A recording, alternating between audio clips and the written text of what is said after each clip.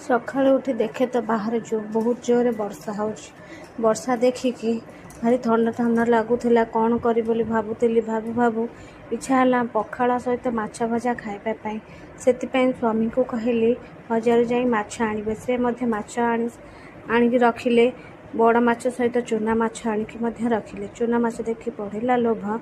ଖାଇବାକୁ ତ ଭାରି ଇଚ୍ଛନ ହେଲା ମନ। ମାଛକୁ ମୁଁ ତ ଦେଲି ପତ୍ର ଭାଜି। ମାଛ ଦେଖି ବିଲେଇ ନାନୀର ଲୋଭ ବଢ଼ିଲା। ଖାଇବ ବୋଲି ସେ ଅନେଇ ବସିଲା।